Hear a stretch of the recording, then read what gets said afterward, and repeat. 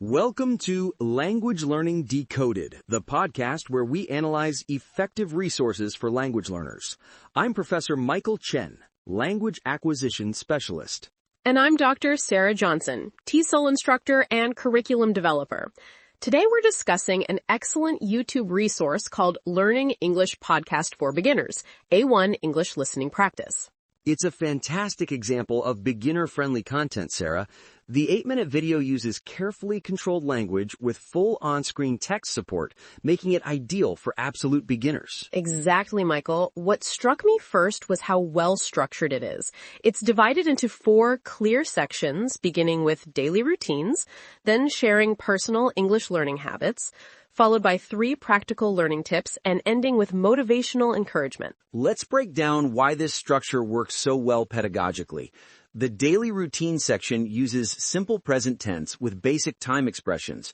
I wake up at 7 o'clock. I brush my teeth and wash my face. This establishes fundamental sentence patterns that beginners need. And that repetitive pattern is key for novice learners. The vocabulary is highly practical too. Wake up, brush teeth, eat breakfast. These are universal activities that transcend cultural differences. You've touched on an important point about vocabulary selection.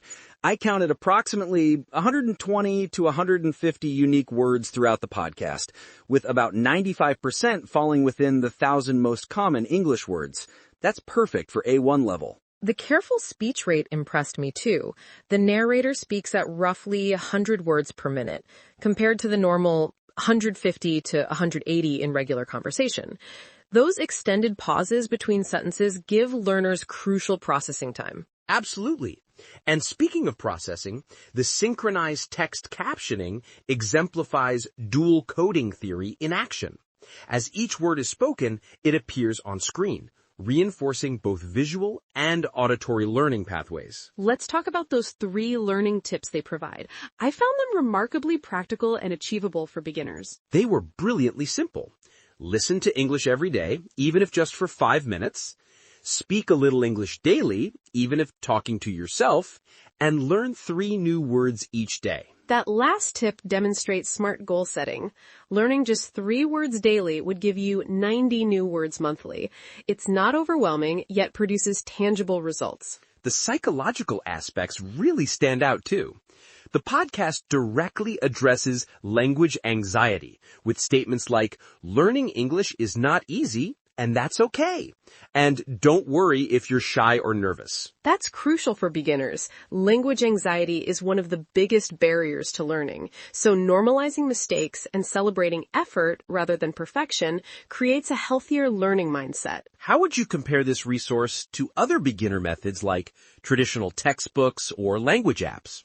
It offers significant advantages over textbooks by providing authentic listening experience and pronunciation models. Compared to apps like Duolingo, it presents connected, natural discourse rather than isolated sentences. Though it lacks the interactive feedback of apps or the social elements of classroom learning. True, which is why I'd recommend complementary resources. Picture dictionaries for visual reinforcement, guided journals for writing practice, and perhaps conversation partners for speaking practice. For teachers listening, this podcast offers numerous assessment opportunities. You could use dictation exercises, sequence activities for daily routines, or have students create their own My Day descriptions using the patterns. And it adapts beautifully across different contexts. For children, you could add movement activities. For professionals, expand with workplace vocabulary. It's versatile enough for self-study, one-on-one tutoring, or group classes. What impresses me most is how it establishes foundation for progression. The present simple tense groundwork prepares learners for introducing present continuous later. Those basic statements will evolve into questions and negatives. Exactly. Following this content, I'd naturally progress to adding frequency adverbs like always and sometimes, introduce time variations between weekday and weekend routines, and eventually move toward past tense narration. For maximum effectiveness, I'd recommend a structured implementation sequence. Preview key vocabulary before watching, first view for global understanding, Then study each segment in detail, followed by practical activities. And always finish with production, having learners create their own content using the patterns they've learned. That's when true acquisition happens. Before we wrap up, any final thoughts on what makes this resource stand out? Its accessibility and confidence-building approach. For true beginners, the biggest hurdle isn't grammatical knowledge, but the emotional courage to engage with a new language. This podcast addresses both linguistic and psychological needs beautifully. I completely agree.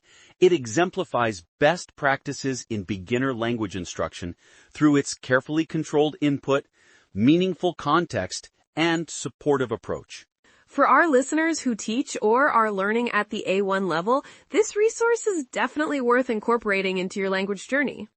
That concludes our analysis of Learning English Podcast for Beginners. Thank you for joining us on Language Learning Decoded. And remember, effective language learning isn't about perfection. It's about consistent, meaningful practice. Until next time.